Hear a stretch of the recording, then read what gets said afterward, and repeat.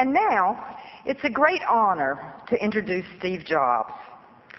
Steve is chairman and CEO of Pixar, the Academy Award-winning computer animation studios which he co-founded in 1986. Pixar's first feature film, Toy Story, was released by Walt Disney Pictures in November 1998 and became the highest-grossing domestic film released that year and the third highest animated film of all time.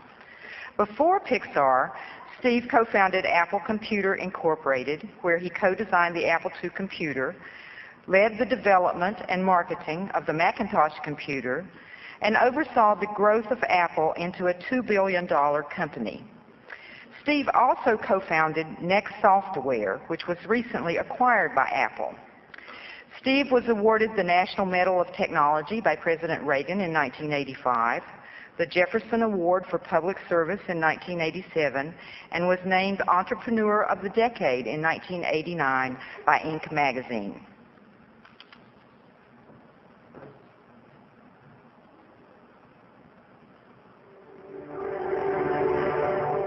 Here's to the crazy ones, the misfits, the rebels, the troublemakers, the round pegs in the square holes, the ones who see things differently. They're not fond of rules, and they have no respect for the status quo. You can quote them, disagree with them, glorify or vilify them. About the only thing you can't do is ignore them, because they change things. They push the human race forward. And while some may see them as the crazy ones, we see genius. Because the people who are crazy enough to think they can change the world are the ones who do.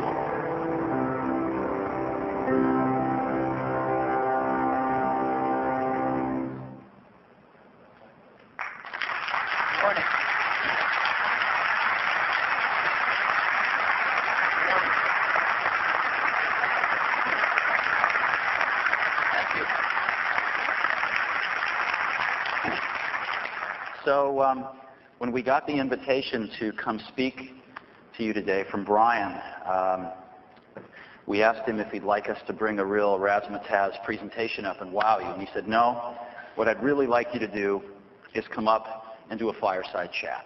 Come up and just answer people's questions. Apple is a part of the higher education experience.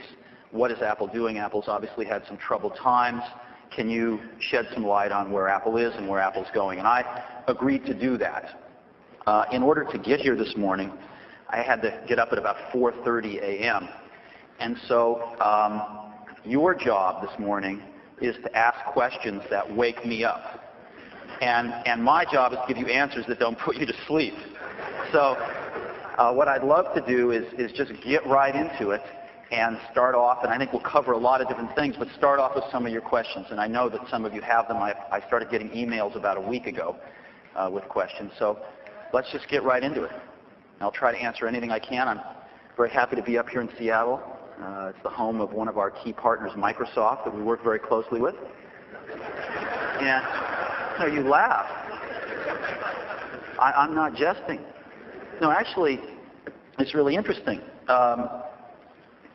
When I got to Apple, there was a relationship that a lot of people at Apple thought, and a lot of our customers thought, that for Apple to win, Microsoft had to lose, which seems like a crazy proposition. And we've been working to change that, and I think we have changed that. So some of the best software on the Macintosh actually does come from Microsoft.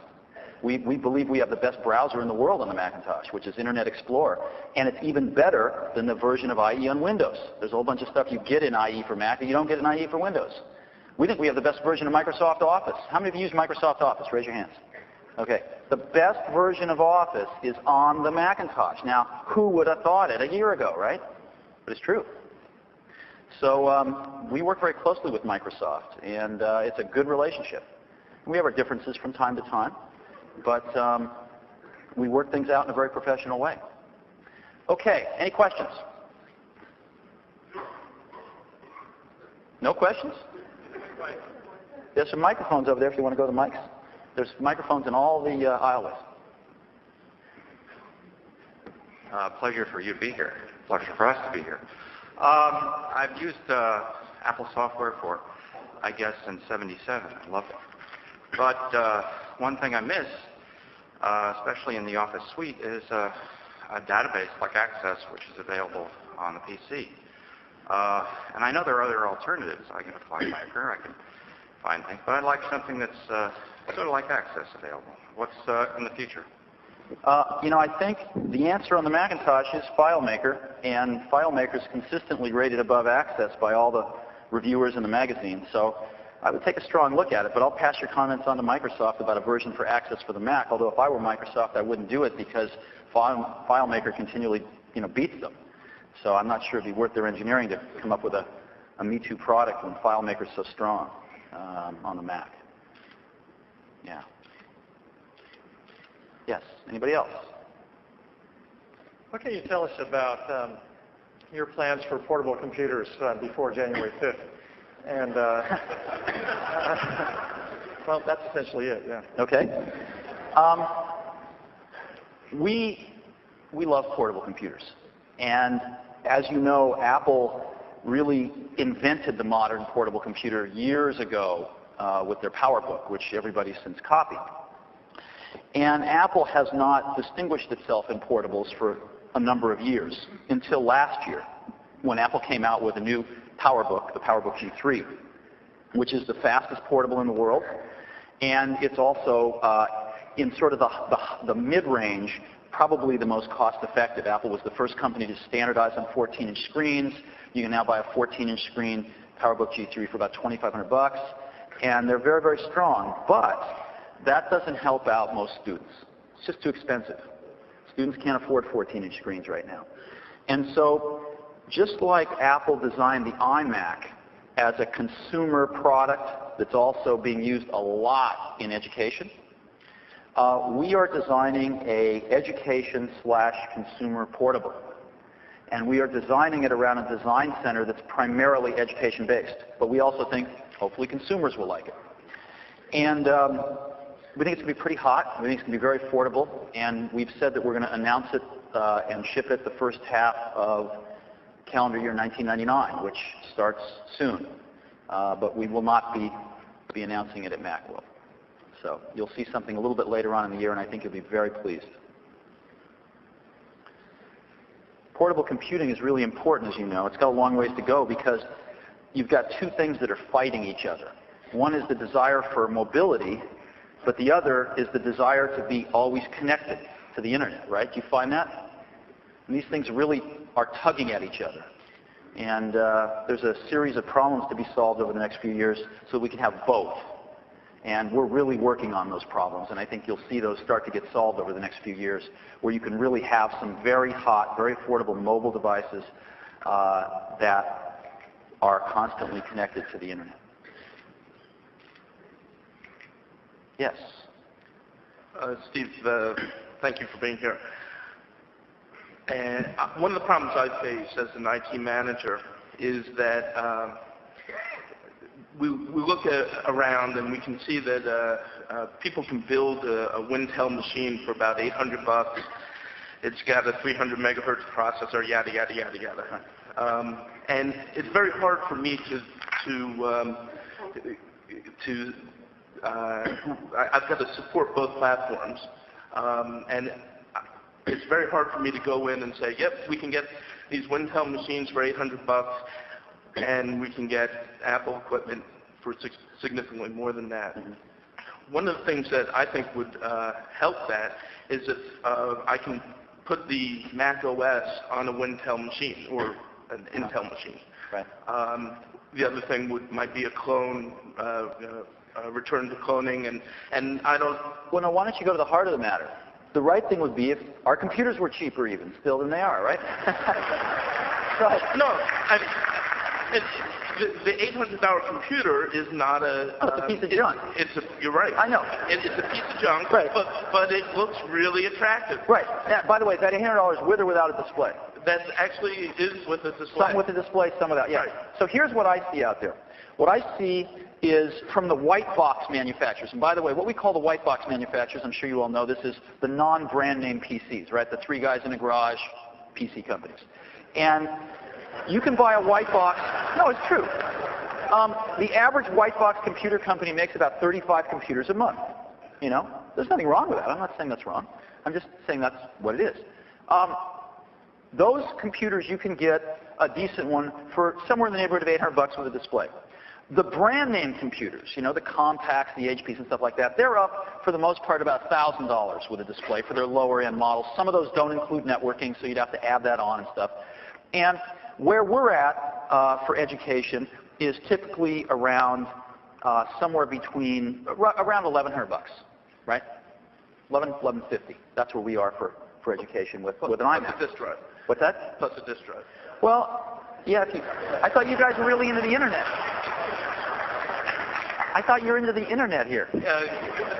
We're dealing with a lot of people who still believe in the value of a floppy. Right. No, like I said, it's their belief. Right. It may not be ours. In any event, what we've got to do is clearly, you know, get the cost of an iMac down to under $1,000 at some point so that we can compete with the other brand name guys out there. I don't know if we'll ever track the white box guys because we don't believe in making products of that quality level. And again, I'm not saying they're bad. I'm just saying they're not what we want to do. We don't want to make something that breaks because we'll end up spending more to fix it. You know, if you're not around next year, you don't spend more to fix it. So we'd rather make a higher quality product. We'd rather build in the networking. We'd rather build in a display that's not going to drive you blind when you look at it for a few hours a day. You know, very high quality. We'd rather build in stuff like that to make a very high quality product. So what we're trying to do is get the cost delta between sort of a lower quality product and a much higher quality product to be a lot less. And I think the iMac for Apple represents a breakthrough. People have been paying $1,700, $1,800, $1,900 for that functionality from Apple, and all of a sudden in higher ed, as an example, it's like, you know, $1,100, right? And our goal is to drive that lower and lower every single year to where maybe there will be, you know, a $100 delta over the white box guys, but you'll gladly pay that $100. So that's our strategy. And I think we're going to get there a lot faster than worrying about trying to run Mac OS on these white box Intel machines. I think the problem is that you know, the problem is ours in terms of compressing that price delta down, and we have a lot of very smart people working on that, and I think you'll see results continuously over time, and you'll see that pricing gap erode. Having said that, we're actually as cheap or cheaper than equivalent function computers from Compaq and HP and other people. I mean, the iMac is already as cheap or cheaper than computers with the same functionality from these folks. And of course, the G3 is much faster than the Pentium chips that you find in these things. So I think we're doing pretty doggone well right now. We're selling iMacs, you know, by the bushel. And I think our goal is to continue to drive the prices down even as we add more features in these products to where that delta gets to be so low that you just can't resist. Thank you. Sir, over there. Thank you. Steve, as someone who has obviously been a major part of the computer revolution, I'd really like to know your comments on the recent announcement by Netscape, AOL, and Sun, and what kind of ramifications you think that has for e-commerce in general, education in specific, and also for Apple. Well, as you know, Netscape was acquired by AOL. AOL has had a philosophy in place for several years that basically said, looking in from the outside, appeared to basically say, we got to get as big as possible as fast as possible because this thing's going to be huge and size is worth more than everything else, which I happen to agree with that philosophy in their case. And they've executed on it brilliantly. And I think what they bought Netscape for was NetCenter. Right? NetCenter represented a tremendous number of new customers for them that are getting to the internet not necessarily through their access method, their ISP, the AOL service. They're getting there another way, but they want those eyeballs, they want those customers, they want those transaction fees, they want that advertising, and they want to eventually have a lot of those customers that don't come in through a corporate on-ramp to the internet, but who come in through some ISP to move over to the AOL ISP, because as you know, they're the largest ISP in the world with over 50% of the ISP accounts in the whole world are AOL, right? So they would like to pull those customers in. It appears from the outside, though, when AOL looked at Netscape, there was a part of Netscape that they really didn't want to buy. And that was the part of Netscape that happened to be making all the money. And that part was to sell, all their enterprise software. And so they got Sun to agree to guarantee, to kind of take that business over from them. Even though Sun doesn't own it, Sun's made some massive guarantees to resell, $1.5 billion worth of the software over the next few years.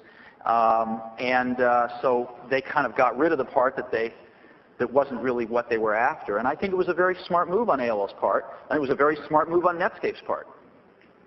So I think it's a very good thing. And I think you're going to see continued consolidation in this industry. So we have a very good relationship with AOL, and we think it's just fine. Yeah. In terms of education and the Internet, of course, most educational institutions are getting direct on-ramps onto the Internet, as you know. They don't go through an ISP. They don't pay $20 a month per person. They just get a nice big T1 or T3 onto the Internet. And higher ed, of course, has led the way. Higher ed, of course, basically invented the Internet along with DARPA. So higher ed pretty much, this is something that's far from higher ed's concerns, I think, because higher ed's already on the Internet. Yeah. Wouldn't you agree? Or do you think there is some No, issue? but at home, students are now beginning to get on the Internet for their own education, right, outside the system. Right. Yeah, that's a good point. I know one of the other things that we're looking at very seriously, and of course AOL's looking at very seriously, and others are too, is how do we provide users in the home a much higher on-ramp to the Internet? And the two competing technologies right now are cable modems and sort of a consumerized form of something called DSL, called G-Lite, which is fundamentally a technology that would give you approximately 1.5 megabit download, 384K back up, and very, very simple to plug into at your home, run over the same wires as your telephone. You could have a telephone conversation simultaneously with computer data flowing back and forth. And that's going to start to become real around this coming summer. So with cable modems and DSL coming out and starting to get robust around this coming summer, I think for about $50 a month, you're going to get to be able to get a much higher speed Internet connection from your home. And I think that's going to be offered by a lot of the regional Bell operating companies as well as through companies like AOL. Yeah. Yes, sir. From one point of view, it seems like we're moving backwards in the Internet arena. I don't know if you've heard the term balkanization of the Internet. It's a fairly new term where, in a sense, a lot of the major players, the major carriers are forming closed groups and not peering with each other.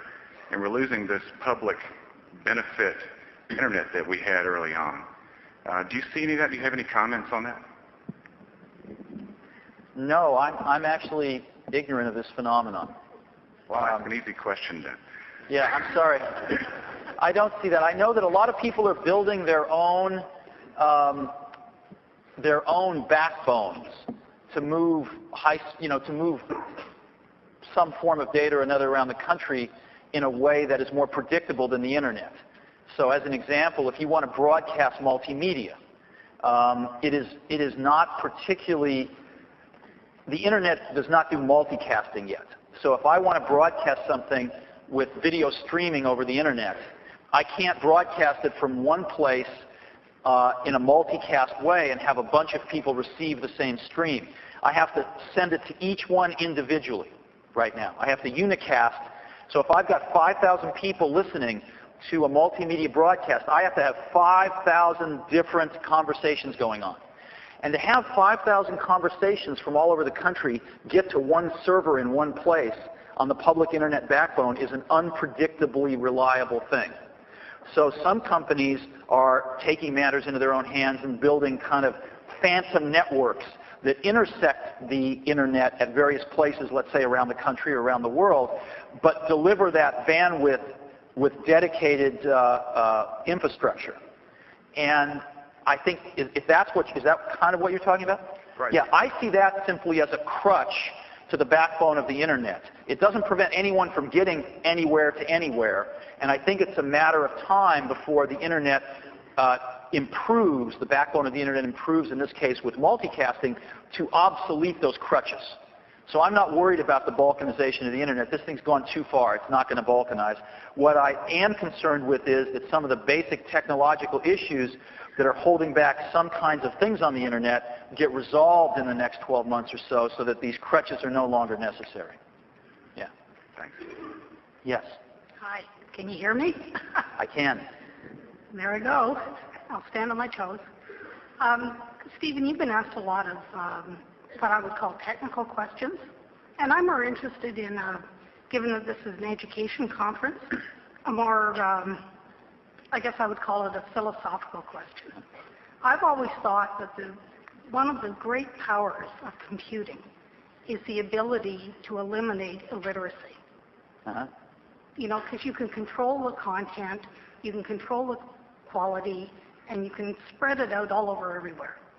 And I've had a lot of people ask me all over the world if that were possible, and many years ago it wasn't, but now it is.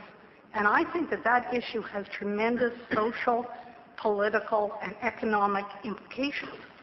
Now, I come from Canada, so with our currency these days, I feel like a third world country, but it's true. But the fact is, if I look at our native population, or even some of the provinces that are not as advantaged as Ontario, I know that we could take computing power and improve the literacy of our children.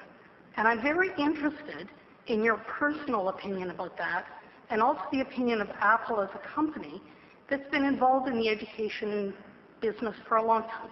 Yeah.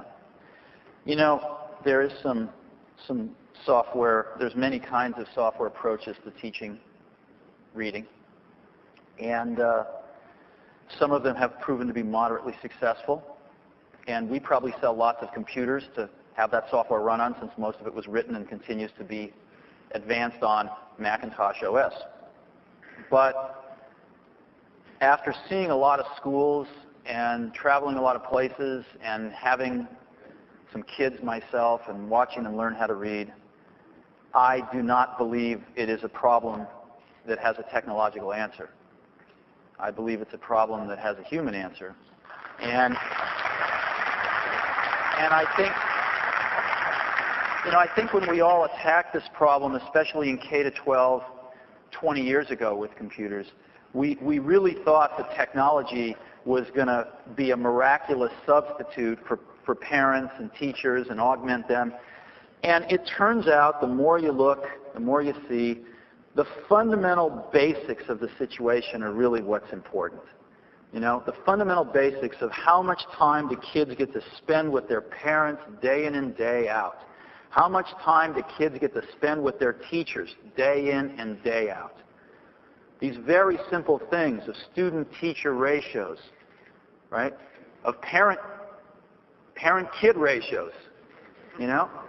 These are the basic things that our society has to tackle. I've been to villages in the outskirts of India that had higher literacy rates than some of our cities, you know? So it's not a technological problem that we face here, and I think we do a disservice to ourselves and to some extent to our technology if we try to make it be so simple.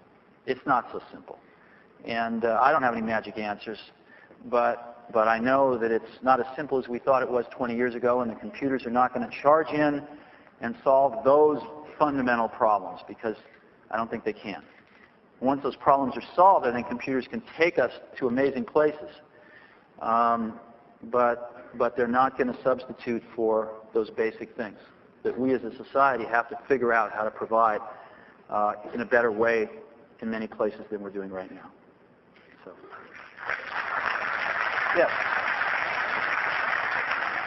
Steve, I'm very interested in finding out your, the motto for Apple is Think Different. Right. And what do you see as Apple's vision of how Apple can change society and higher education in a way that is distinctly different from your competitors? Well, I mean, Apple had to think different because it had a near-death experience, right? I mean, Apple was going to think bankrupt if it didn't think different. So, believe me, near-death experiences tend to prioritize, your values, and they tend to prioritize what you're going to do. And that's what happened at Apple. A lot of stuff that people thought was important just completely crumbled. And we had to ask ourselves, what's really, really important to us? And to the folks running Apple and all the folks working hard at Apple right now, the thing that's really, really important to us is making great computer tools. That's what we want to do. And that spans hardware and software and communications and you name it, but making great computer tools. And great's a complicated word, right? Doesn't mean great at any cost. There's balances. But we want to make the best computers in the world. And a corollary to that is that we think computers ain't so good right now. It's just at the beginning of this whole thing. We tend to think it's a very mature industry, but it's not. It's right at the beginning. And the products that we have right now, and Windows, Macintosh, all of them, they're okay. They could be so much better. And so we're starting out to make them that much better. And we're starting, of course, with the physical computers themselves because that's the fastest thing to change. Software takes longer. And we're saying, well, Apple was last in communications built into its computers, 18 months ago. Right? Apple was last. If you stack ranked everybody, the stuff that Apple had available and built into its computers was probably the worst. We now are equal or better than anyone, and within another year will clearly be the best. Because we felt that computers, in addition to being computational devices, are enablers of communication more than anything these days, and building in communication technology and seamless technology is going to be very, very important. So we're putting a lot of energy into that. We decided that what computers look like and how they work mechanically was really important to people. So we've tried to invest a lot in starting to make computers look much better and function much better and not have 300 cables coming out the back, et cetera, et cetera. We believe in ease of use, always have. And we've done a lot of things on the physical side. You'll see us do even more on the software side. The whole ease of use revolution kind of stalled. And everybody's just doing what we did 10 years ago. Matter of fact, it's gotten more complicated because as the functionality's gotten more complex, we've just stuck warts on the side of what we had 10 years ago instead of rethinking everything. When the UIs that are in use today were thought out at Apple, a dozen years ago or longer, communications wasn't a reality. Local area networks weren't a reality, much less the internet. What does this mean for a user interface? And you have people attempting to describe what that might mean. Microsoft trying to merge the browser and this and that, and we don't think any of it's really any good yet. So I think we have a chance to really continue that ease of use revolution as we go forward. And lastly, we're really big on making computers our friends can afford. And not all our friends are Larry Ellison. So we've got to make computers that are really affordable. And I think that's another place that Apple got really off track, and we are just driving that really hard. So we've got great operational excellence coming back to the company. I don't know if you know, but last quarter we actually had better inventory management than Dell, which is considered to be the best in the industry. So, and then you'll see that continue, I think. So I think we are bringing back excellence in a lot of areas in the company and focusing on making the best computational products we can, not just ourselves, but with our partners, like Microsoft, like Adobe, like, 10,000 other software developers out there, and with some hardware partners as well. So that's what we're trying to do. And I've always believed that if you manage, I was told this by one of the wisest business people I've ever met in my life. Early on in my career, he said, if you manage the top line, which is the quality of your people, the quality of your partners, and the quality of your strategy, the bottom line will follow. And I believe that. And so I have tremendous faith that if we do the right stuff, Apple will be very successful financially. But What happened at Apple, to be honest, over the years was the goal used to be to make the best computers in the world. And that was goal one. Goal two, we got from Hewlett-Packard, actually, which was we have to make a profit. Because if we don't make a profit, we can't do goal one. So, yeah, we enjoyed making a profit, but the purpose of making a profit was so we could make the best computers in the world. Along the way somewhere, those two got reversed. The goal is to make a lot of money, and well, if we have to make some good computers, well, okay, we'll do that. Because we can make a lot of money doing that. And it's very subtle. It's very subtle at first, but it turns out it's everything. That one little subtle flip takes 5 years to see it, but that one little subtle flip in 5 years means everything. And so we've put those things in their proper order again. Yes. Yes. To return to the material of your introductory media clip, I was wondering if you could speak to how you encourage creativity, and in particular, how you help people to overcome the fear that might be a block to creativity. I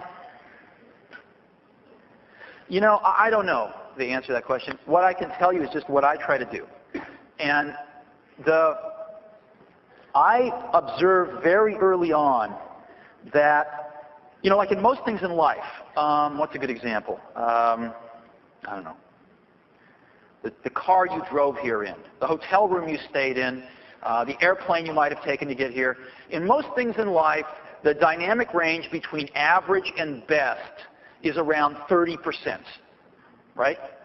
The average taxi versus the best taxi. Well, maybe the best taxi didn't smell and it got you there a little faster. Maybe give it 50%. The average plane ride versus the best plane ride.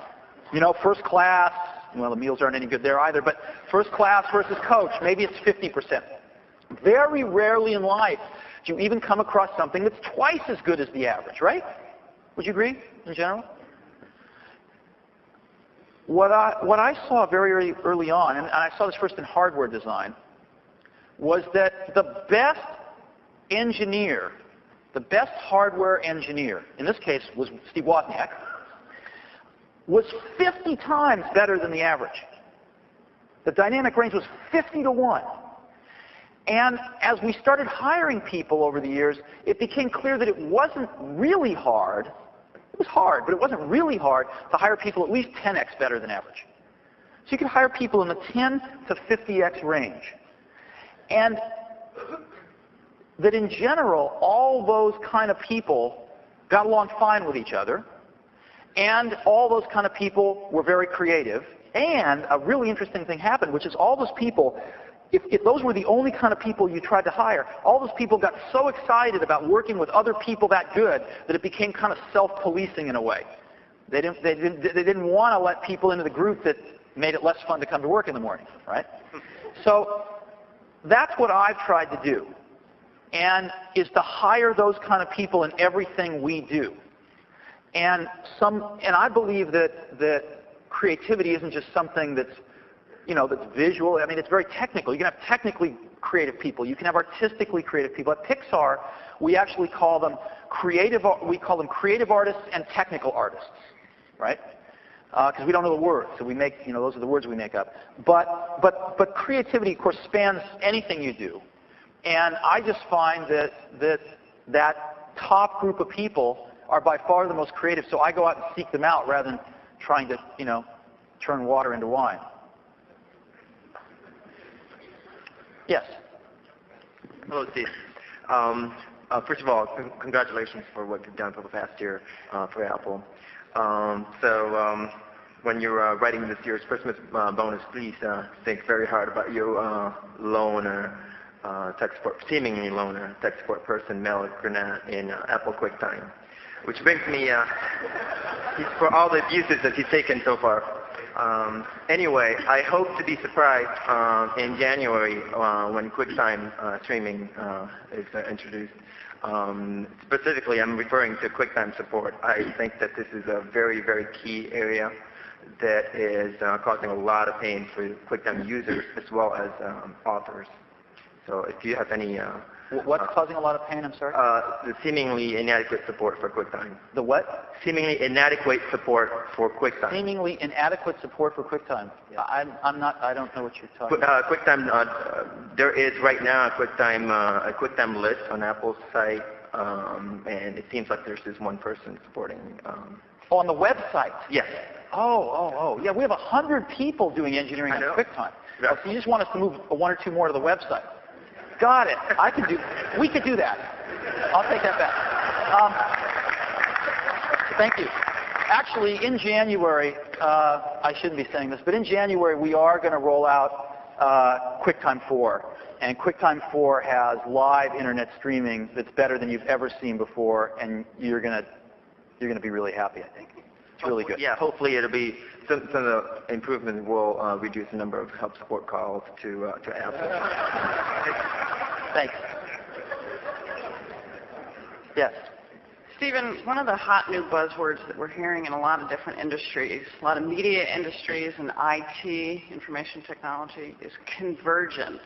Uh-huh. I'm interested in finding out what you make of this term, what you see is convergence in the future. You know, I converged myself last week, actually. Can you tell? I don't know what it means. Here's what it means. What it means is your television's going to make toast. You know? That's what it means. So, I don't know what these people... Look, what is the most successful consumer product in the last 10 years? Microwave. I heard that. What else? What's that? Cell phone. VCR. No, you're all wrong. Thank you for playing. It is. It's the PC.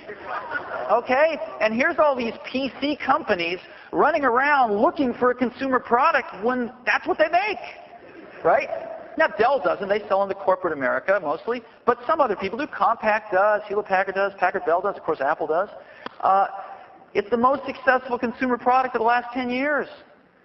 So, naturally, we want to combine it with the television. See, I've spent enough time now in entertainment with Pixar and working with Disney, who's just a terrific company to work with, by the way, is that people go to their television primarily to turn their brain off. You know, I used to think, like many of you maybe might have thought, that there was this giant conspiracy of the networks to put mediocrity on television and dumb us down, right? Did you ever think that? I thought that. I thought it was a giant conspiracy to rob the American populace of their mind, if not their soul. But I then found out the truth, which is far more depressing, which is the networks give people precisely what they want. And the reason people want this stuff is they come home from a long day. You know, they have dinner with their kids and they're fighting and they get them to bed and they just want to turn on the television and turn their brain off for half an hour, right? Do you ever do that? I mean, I must admit, I don't watch much TV, but I do that every once in a while. After a long, hard day, I will turn on the TV for half an hour and it really does turn your brain off. And so people go to their TV to turn their brain off for the most part. People go to their PC to turn their brain on. These things aren't going to be together. They perform completely different functions. So I think it's about as crazy as other kinds of combinations that you can imagine. And I don't think it's going to happen. You know? I also think people want to interact with their computers a lot more. Keyboards, mice, up close, better resolutions. They want to sit back from their television sets. You know, web TV's been an utter failure so far. So I just don't see it happening. Now, sure, everybody would like a better online TV guide. Okay. Sony should build in an internet-based online TV guide into their television sets. I grant you that. But is this digital convergence? So that's what I think about it. So yeah, that's what I think about it. Okay. Thanks. Yes. I wanted to ask you a question about education, higher education in particular, and intellectual property. I work with librarians and faculty every day, and we're trying to do things that will realize the potential of technology that we hear so much about. one of the things that is a barrier to this, that is in fact at times crippling, is what's perceived as decreasing space in the public domain and in fair use. Now, this wasn't much of an issue when faculty were giving paper handouts for their students, but when they're creating course websites and trying to spontaneously incorporate, say, images from a Disney film in a critique of that film, perhaps, I'm making that part up, this becomes an obstacle to the real vigorous incorporation of technology. Now, you wear some interesting hats. One of them, of course, is as a creator and owner of intellectual property. We also hear words like visionary and leader attached to your name. I wonder if this issue's on your radar and whether or not you think there's any hope of people like yourself really trying to make it clear that it's a public good that fair use is relatively broadly defined. Well, I guess my take is a little different than yours, maybe. My take is that people spend a lot of money creating intellectual property, and other people shouldn't rip it off. So that's the first thing. And I've always felt that, because if you deprive people of that protection, they can't attract capital to invest to create it in the first place. Everybody loses. And you go back and you read Thomas Jefferson. You go back and read Edwin Land on the patent, the philosophy of patents, and they're very clear and they're very compelling arguments. However, I've also always believed that you've got to let young people horse around, and you've got to not take them to task for it. So, we've always tried with everything we did to say, hey, education, do what you want with it. Have fun. But that doesn't mean you say broadly, go make money off it. It doesn't say broadly, all you other companies out there, go do what you want with it. I mean, if I could just, I'm not talking about patents. I'm talking primarily about copyright. Copyright's the same thing. And apart from the young people fooling around, I think that what faculty are running into is a desire to take snippets of material, not whole films, not things that would compete on the market. And we're talking not about faculty that are out there, getting paid per student necessarily, but faculty working in typical institutions. Right. And they're finding increasingly publishers and others, coming down on them. Now, I don't... Well, it's in the same way that if they Xerox textbooks, they'd come down on them, wouldn't they? I mean, intellectual property is owned by people. Copyrights are a form of ownership. And I think the real issue is that there's been no good clearinghouse mechanism to get people paid the small amounts of money they would want to extract from users of small amounts of their material. I mean, ASCAP's a model that could be applied. But that's the issue. The issue is not should owners of intellectual property have the choice to get paid for it, because they should. It's theirs. This is America, at least, currently. So you gotta respect that. The issue is most of these people wouldn't want very much money, if any, if there was a very simple vehicle for them to collect a few cents here and there. And that vehicle is not in place. And I think until that vehicle gets in place, we're going to have these kind of contentions. I think once that vehicle is in place, it's going to really drain the hostility out of these kinds of confrontations, because you're going to be talking a very small amount of money, in most cases, I think. So that's the biggest problem. The problem is the clearinghouse, the mechanism for these things to get tracked and paid. When a radio station plays a song, an artist gets a few cents, right? I mean, I think that's fair, don't you? I think when somebody takes time away from their family and their children to write a book, how many of you have written books here? How many of you get paid a little bit of money for writing books? Do you think it's fair that somebody just stops paying you because we have this thing called the internet instead of the printing press? I don't think so. I think if somebody's going to take time away from the rest of their life to write a book that they think is of value and somebody else thinks it's of value, they ought to, and the person that owns it doesn't want to give it away, they should receive a little something for that. And I think our problem is a constipation in how the buyer and the seller interact on very small quanta of intellectual property transactions. Right? Yeah. Yes. Hi. I've been around the administrative computing longer than I'd like to admit. But during that time, I've seen telnets. I've seen dumb terminals. I saw the desktop computer, and the first one I got was a Mac Plus, but I used Telnet. Then we heard about client-server, and client-server came, and we discovered that it was impossible to really service all those clients. Right. And now we're headed back to the thin client. And Larry says, I guess he may not be correct, but the network computing. But we're looking at perhaps a browser being the operating system, and that's the way we access information. One of the ideas is out there. What's your reaction to all that? When you were telling me this, I remember the dumb terminals. What I was thinking was that over the years, the terminals have gotten smarter and the users have gotten dumber. So it's constant. So that's a joke.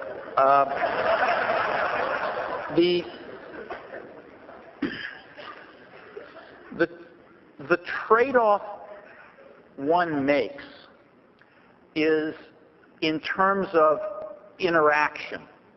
One can have a thin, quote-unquote, thin client, and we'll explore that in a minute today, and one can get some benefits from that. Having an application run only on the server is a plus in some cases. You don't have to administer a zillion copies on the clients, et cetera, et cetera. And the clients can be anything, and they can be things we haven't thought of, and basically, there's some real advantages to that. However, if the client really is going to be thin, the interaction is going to be not very dynamic. And so the more interactive you want to make these applications, the more that approach doesn't work. And the more you have to go to a thicker client, a la Windows, a la Macintosh. Now, what the thin client guys are doing about that, since of course they lust after more dynamic user interfaces, is they're making their thin clients thicker, right? I mean, the Java release that just came out, they call it Java 2, it's like 5 times bigger than the release before it. It's huge now. So, you know, you can, I don't know how you call it a thin client with 15 pounds of stuff in the bag, you know?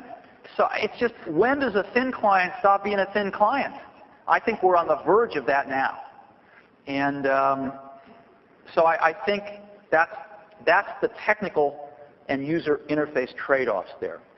And I think that for some types of applications, it's worth the trade-off to give up a great user interface, right? Like on the internet. It's worth it for a lot of things. In corporations, some of it's worth it.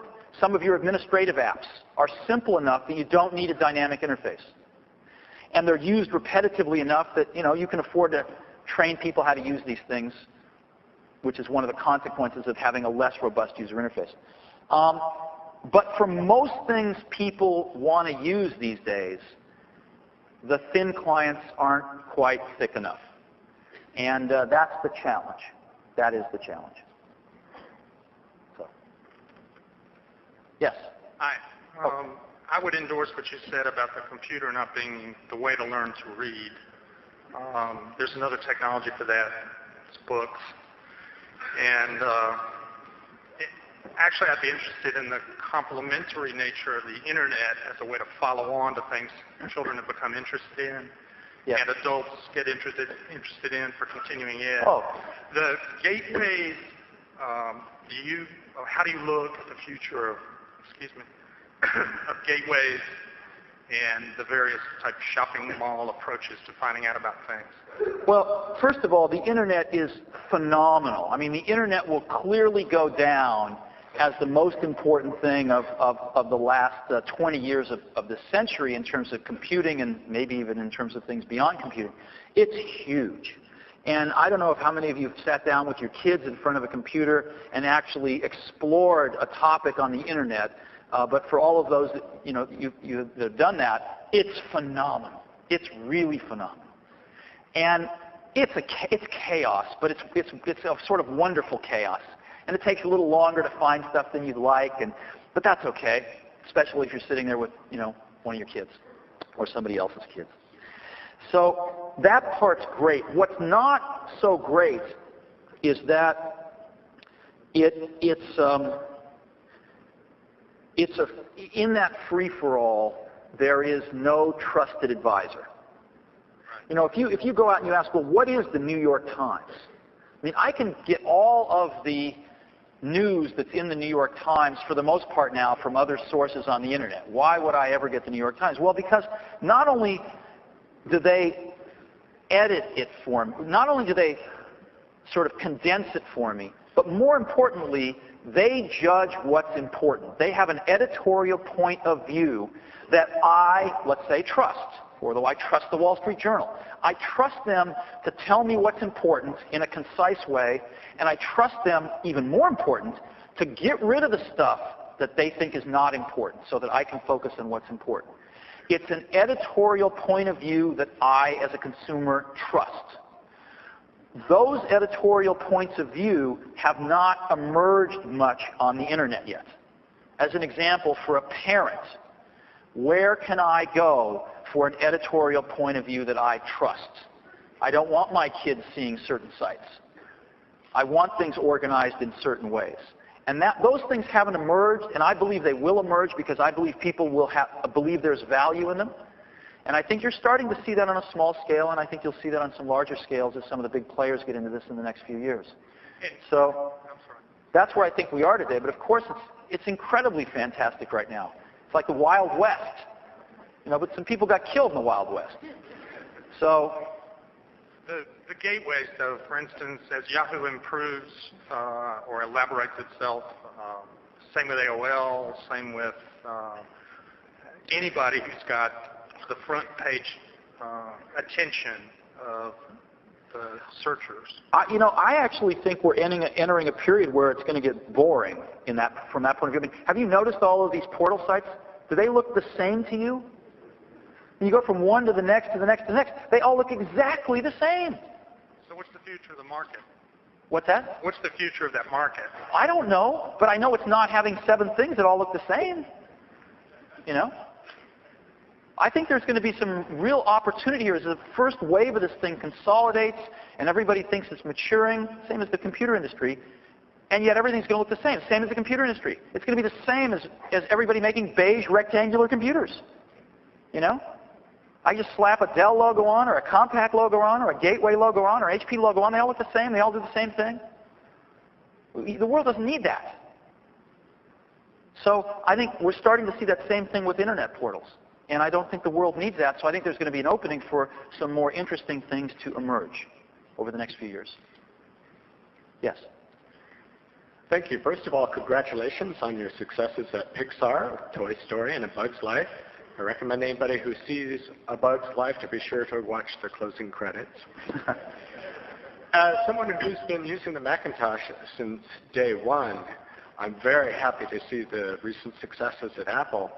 But it's hard for me to completely restore my faith in a company that doesn't have a permanent CEO yet. What's on your business card? Have you gotten printed yet? You know, I don't have any business cards. No, I don't. And forgive me if this is a taboo subject. No, it's not a taboo subject. You know, I was hounded with this all through last year, the second half of last year and early this year. And, you know, there's been a lot of issues and challenges on our plate. And, you know, you go to work at 7 in the morning, you come back at 8 at night, you're drained, and then, you know, you get 10 emails talking about what's your title. And I decided, I was actually up and I was brushing my teeth one morning. I looked in the mirror and I decided, Steve, this is not your problem, right? You know, I talk to myself sometimes when I'm brushing my teeth.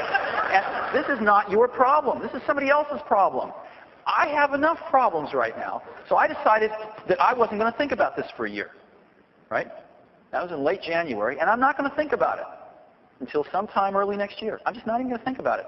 And if other people have a problem with that, I apologize. But it's not my problem. And so we all do the best we can. The other thing I really want to say here, though, is, you know, everything I've done in my career is a team sport. And there's 2 types of things you can do. You can try to go be Michelangelo, and, you know, or you can try to be part of a team and do things as part of a team. And I picked the latter one, and I get to go to work every morning and hang out with these really great people. Most of them are much smarter than me. And we get to collectively try to do things, right? So people tend to focus on symbols and you know, the contrast ratio between Apple's recent CEOs and stuff is, you know, high. So but believe me, there's an incredible team at Apple now. When I got there, I expected most of the good people to have left, to be honest. And I was incredibly surprised that a third of the people were like A to A+ players. I mean, the kind of people, these 10 to 50x people, the kind of people that you kill to hire. I mean, seriously, you do anything to hire these people. They come along once in a blue moon. A third of the company. A third of the company was at, let's just say, the other end of the spectrum. And they weren't bad people. They were people that had just been burnt out, or maybe they weren't so good in the first place. Who knows? But they were barnacles. And to be honest, you know, we helped them find other jobs, you know, outside of Apple. So Apple's got some incredibly talented people. We've promoted some very strong people from inside. And once we got rid of the barnacles, which frankly were in the upper you know, the several top layers for the most part, things got a lot better, and we let some of the talent really start to shine. We brought in some talent, we promoted some talent, and so there's some incredibly, not only good people, great people, but passionate people at Apple running the place now. And anything that we've been able to accomplish is due almost entirely to their efforts. So I wouldn't lose too much sleep over that. Yes?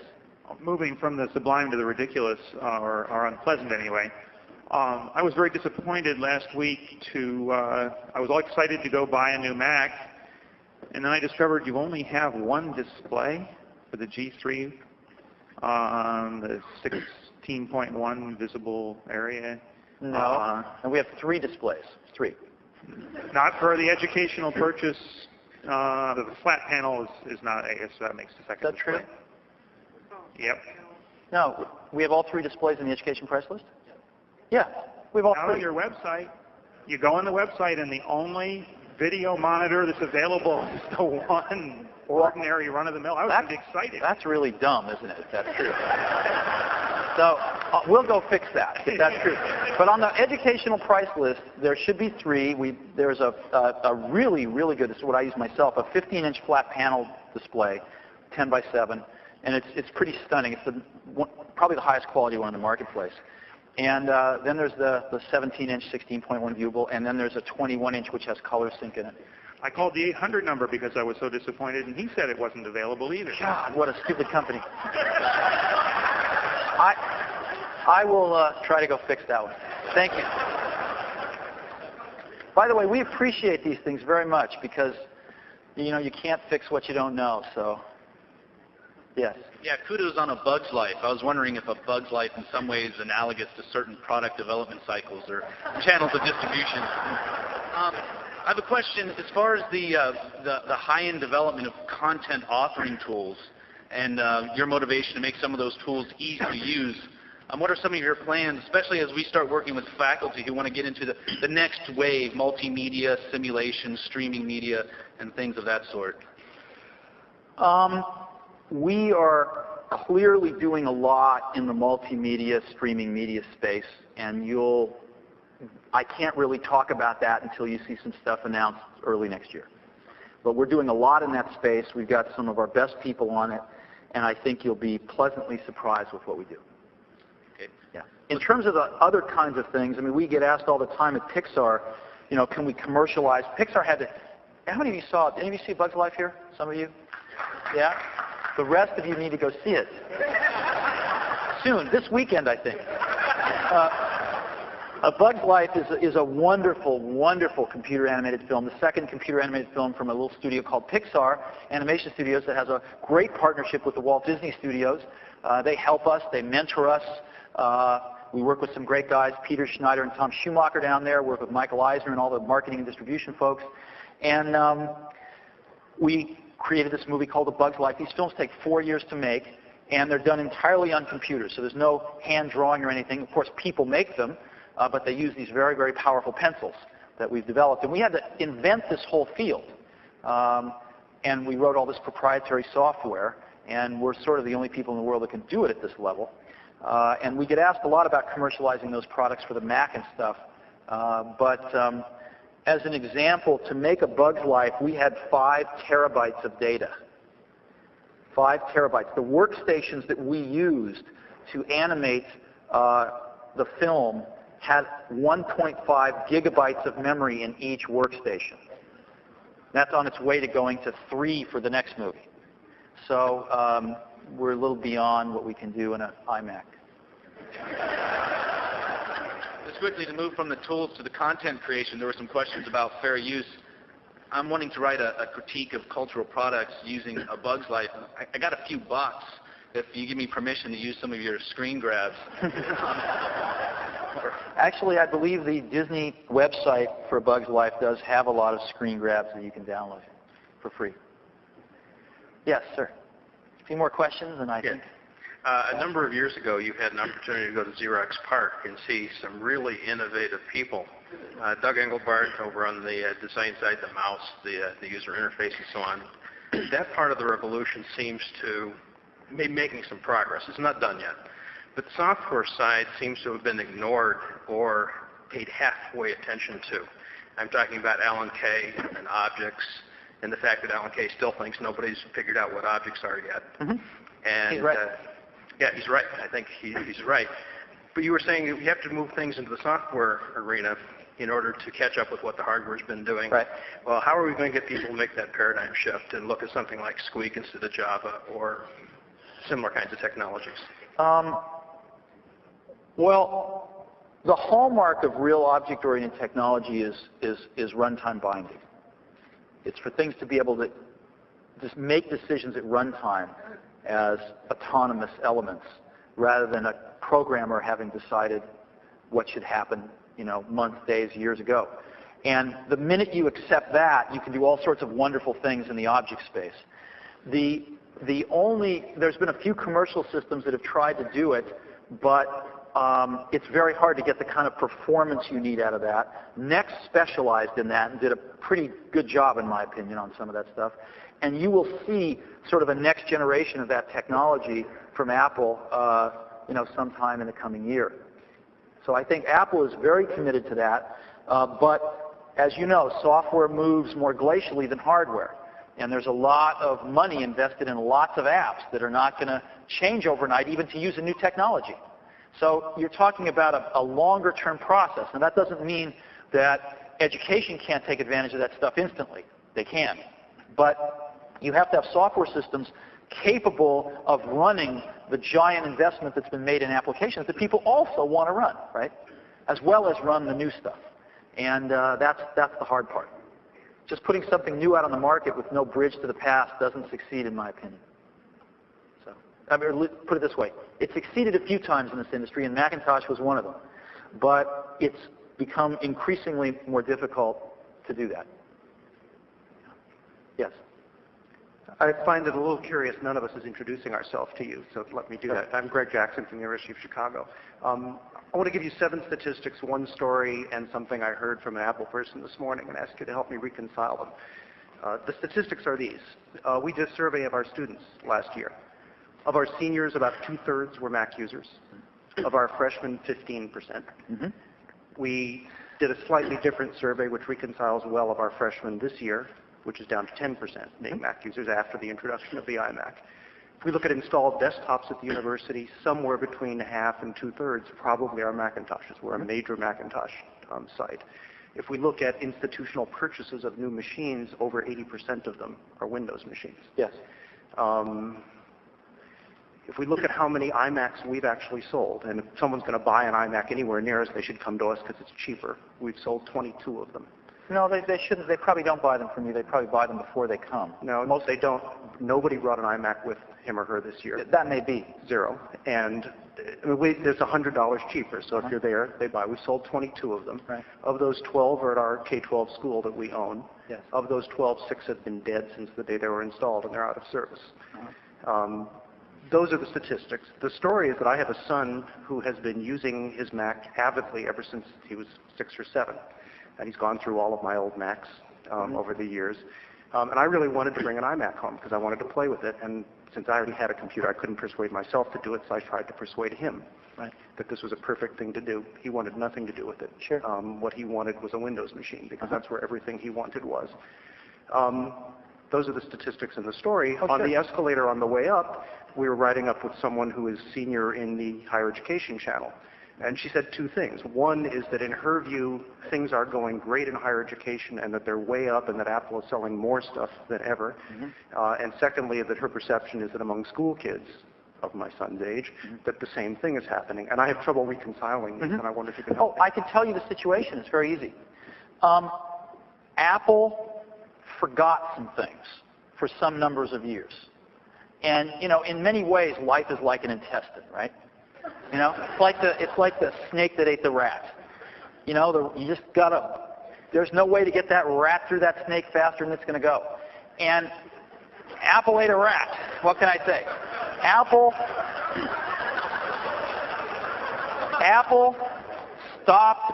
Apple. You wouldn't care to name your Can I finish? Apple. Apple's the company that invented consumer computing, right? Apple forgot to make a good computer under $2,000 for several years. Apple forgot that games were important, right? You know how many of the top 10 games last year ran on Mac last Christmas? How many? Zero. Zero. Can you believe that? What were they thinking? Zero. Okay, this is not good, because people like your son, the number one thing, your son may or may not be in this category, but we do a lot of market research, the number one thing they buy computers for is to run games. They want to trade them with their friends, they want to talk about them with their friends, and if you don't have any of the top 10 games in your computer, you are absolutely the most unhip computer in the world to kids. Right? That's what's happened. Okay, massive efforts are underway. So, and it is true, by the way, that Apple's selling more computers than ever into higher ed and more computers than ever to kids right now. But that's not what you're talking about. What you're talking about is something more fundamental that scares all of us. What scares all of us is that Apple got unhip with kids for several years. And we've got to bring that back. It's not about better marketing, it's about better products. And so what you're going to see is this Christmas, right? This Christmas, about four of the top 10, we don't know which games will be the top ones, but my guess is 4 of the top 10 games will run on Mac, okay? Really hot. Matter of fact, better than, in many cases, better than their PC counterparts. Next Christmas, we think we'll be up to 9 of the top 10 games, and the graphics that are going to be offered in Macs is going to blow the PC stuff away. So we are absolutely coming back, but we got a rat inside the snake, okay? I don't know how to say it any other way.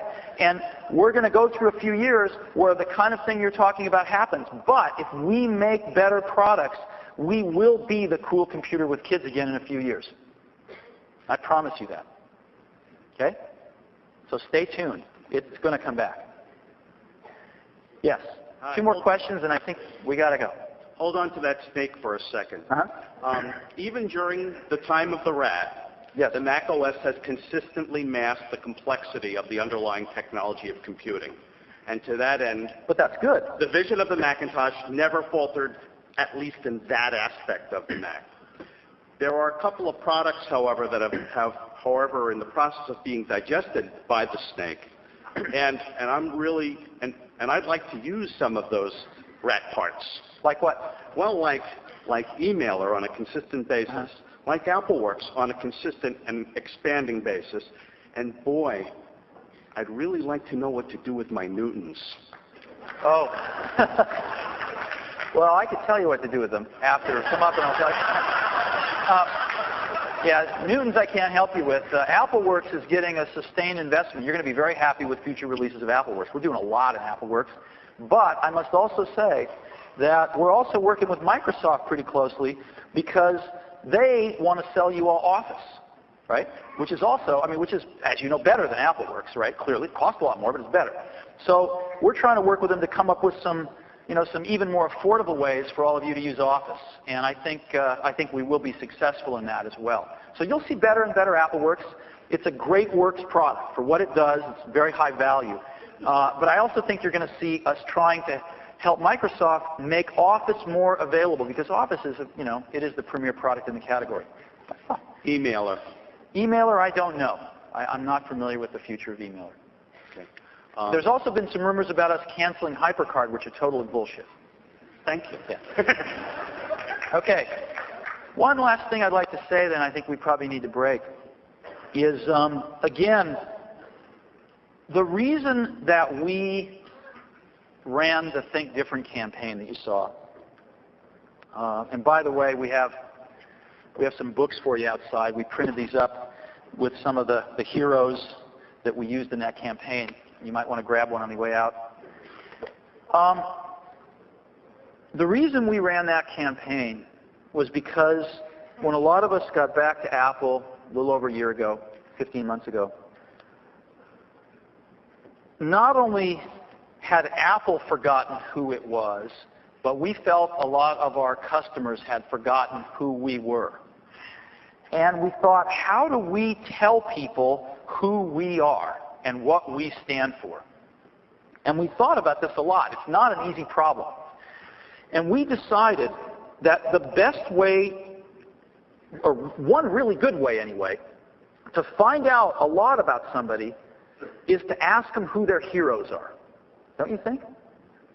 You can learn a lot about somebody by learning who their heroes are. And because what that tells you is what they value. So we decided that the best way we could think of to tell people who we were and what we stand for is to tell people who our heroes are. And that's what the Think Different campaign has been about. And we actually went to these people. I mean, we got permission to use that image of Gandhi from Mahatma Gandhi's grandson. Jim Henson's children said, our father would want to be in this campaign. We want you to use him. Yoko Ono personally gave me the picture that we use of her and John. Person after person, Lucy, oh, this is a wonderful story. We went to Lucy Arnaz Jr. with a wonderful picture of Lucille Ball. And we said, we want to use this. And she said, I would love you to use my mother in your campaign, but I want you to use a picture of my mother and father together because my father was a genius too. So we put a lot of time into this to try to tell you who we admire in hopes that you will understand a little more about us. And what drives us is we don't look at education as a market. You know? What we look at it is an opportunity to make some great products together and to do some cool things together with them. And we're excited about education. We're trying to wade back out into education rather than just sell computers, which is what I'm afraid things degenerated to for a while. And we're really excited about it. So we're constantly interested in new things we could be doing. Most of the great ideas in computing have come from higher education. We want more. We want to wade back out into higher education, hire your best students, you know. We want to do the coolest projects with you, and we want to make the coolest computers for you. And we have to know what they are in order to do that. So I hope you're going to see more of us. I hope we're going to be more curious. I hope that when you tell us something's broken, we listen better. And I hope that you know that what's driving us is not to make $1 and go home. What's driving us is we want to make the best computers in the world with you. So thank you very much for a chance to be with you today. It's a real privilege, and I appreciate it.